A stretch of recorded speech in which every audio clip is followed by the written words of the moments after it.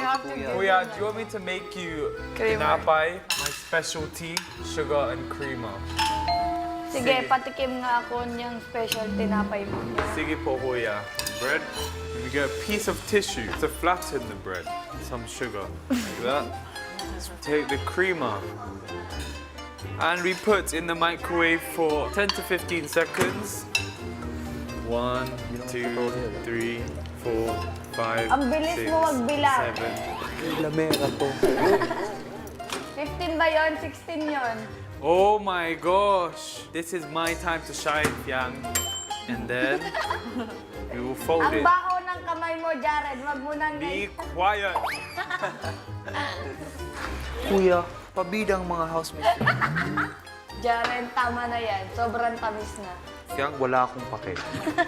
Now it is done. Gumawa ka ng sarili mong bakery. Easy.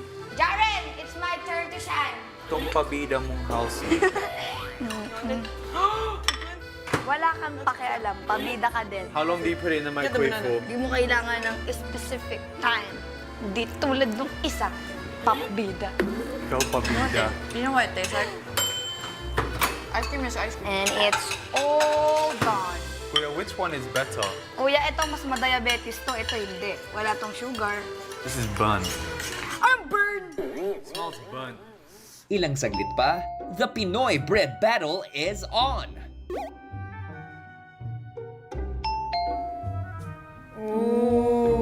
Kuya took a bigger bite out of mine. Bakit kayo nakangiti? Kasi natikman mo yung specialty namin. Opo, Kaya kuya. masaya kami. Bakit mas malaki yung kagat mo kay Jaren kaysa sa akin? Una sa lahat, ano ba ang tawag nyo dyan? Ang tawag niya, kuya, chocolate. Pakispell. C-H-O-L-A. L-A-L-A-O-L-A-T-E. Chocolate.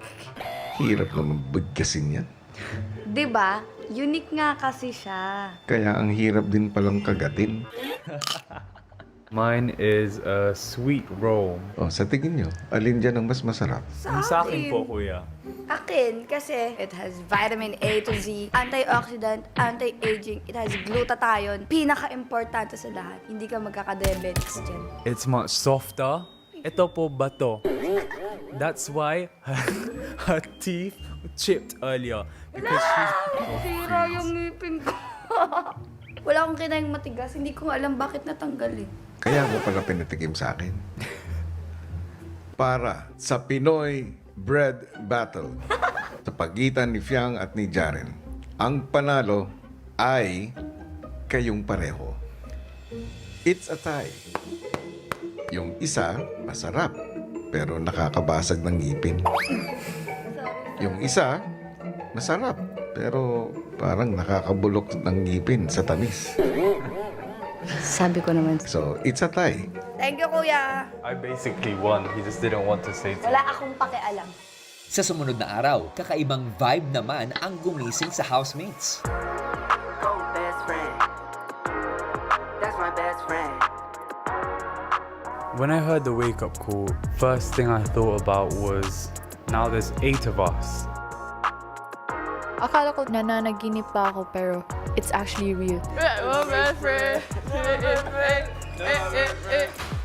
Why is it best friend? Why is it focused on best friends? What do you think it is about? Oh no. Ah, baka it's best friend week. Nasa yung higa, Not yet. Disgusting!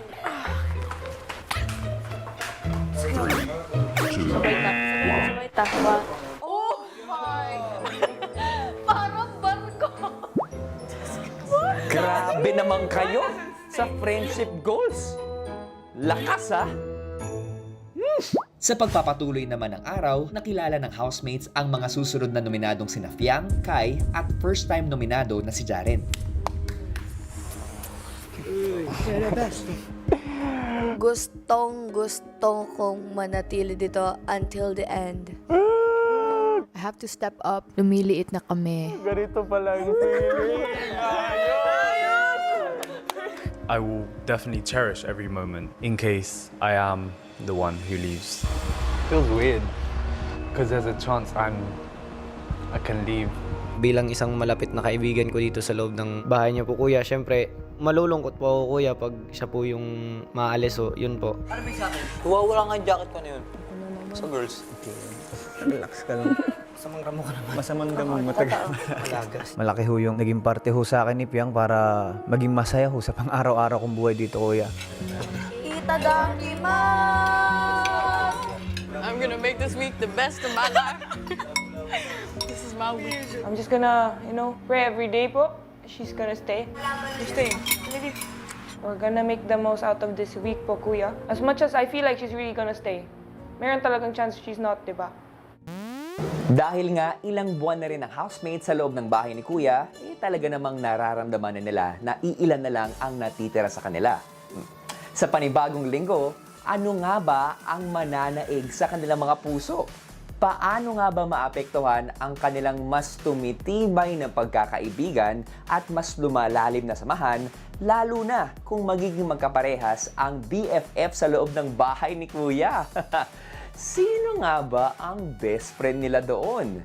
Team Bahay and Team Online all over the world. Narito ang kwento. Isa-isang pinatawag ni Kuya ang housemate sa confession room para sa isang katanungan. Dito sa bahay ko, kaninong housemate ka pinaka-comfortable? At sino ang maituturing mong best friend sa loob ng bahay ko? Sino nga ba po, kuya? I wonder who it is. I just can't get my mind straight, kuya. Sino pa ba? Ano ba ang best friend para sa'yo? Best friend, kuya, yung mapagkakatiwalaan mo at masasandalan mo sa mga panahon na nahihirapan ka or may problema ka, kuya. I'm able to just have fun with him. We understand each other po. We never argue about anything. Kahit tinginan lang, we got it, we get it. I wonder who it is. Parang, I need to think about it, kuya. Gusto kong i-drawing mo ang best friend mo dito sa bahay ko. I-drawing mo yung mukha niya. Kung paano mo siya nakikita. Okay po, kuya. Agad-agad namang iginuhit ng housemates ang kanilang BFF sa bahay. We explore and learn many things po together. And they feel like we look like a 2-in-1 po, kuya, kahit hindi. Kaibigan nyo ho na bukod ho sa pinakandikit nyo, nagkakaintindihan ho kayo sa maraming parte ho ng buhay. Dito sa lahat, maaasahan nyo ho kung ano man ho yung mangyari sa inyo. Riot na!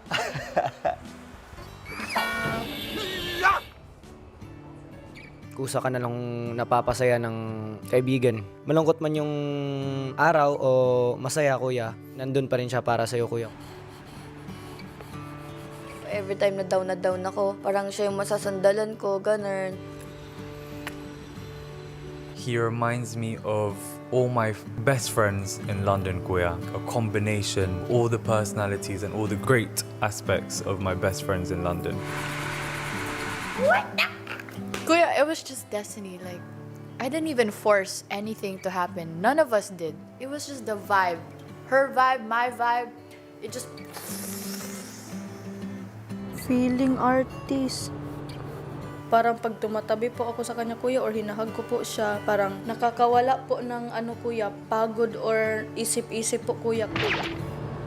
Ano to, be? Parang magkapatid na po kami dito sa loob, kuya, ganyan. Pag nakakalimutan ako, siya po nagpapaalala, ganyan. Matapos mag-drawing ng housemates, nagtipon-tipon na sila sa garden area.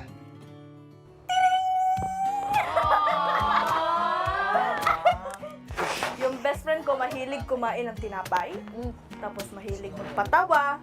Tapos nakita nyo yung bahay ni Kuya sa likod namin. Kasi dito ko na-feel na hindi lang siya best friend, tinuring ko din siya as kapatid. Kung nakasama ko siya, feeling ko nayayakap ko yung kapatid ko. Si Jippy!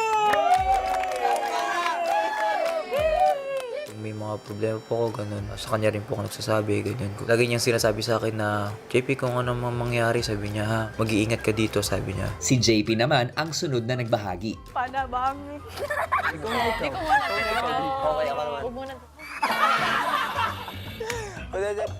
Ang museum yan ah.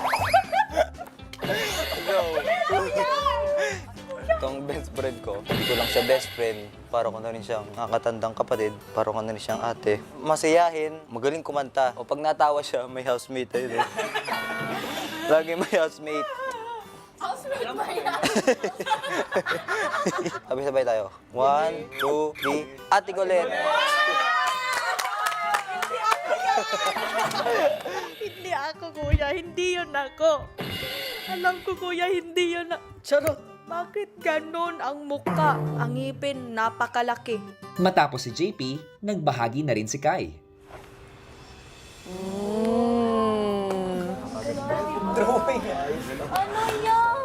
Who is this? My best friend. She's loud, in a good way. Sometimes she's OA. And I feel like it's a good match. We might play fight all the time, but I know, deep inside, she loves me very much. My best friend is Ray! Kai made me understand more why I feel this way. Kasi despite me being expressive, there are times po na I don't understand why I feel that way. Opening up to her when I don't feel good po, kuya. It makes me understand what I feel is valid. I'm feeling like this because I'm supposed to. Sunod naman si Rain. So, my best friend. My best friend, she has nice cheeks. She called it apple cheeks. Sinasabi niyang nonchalant siya, pero mas maingay pa siya sa akin most of the time, actually. She's so talented, she can do everything. She's definitely gonna be a star, because she already is. I love my best friend. Kai! Oh my God! It's important to be able to have a bond with someone. Kasi in the end of the day, kuya, we all go out of this house. What's something that we can continue that we did from this house is our friendship and the relationships that we've built all throughout the stay. Kaya yun lang yung mako-continue namin in the outside world, which will even blossom into a bigger bond and friendship. Reveal muna tayo. So game.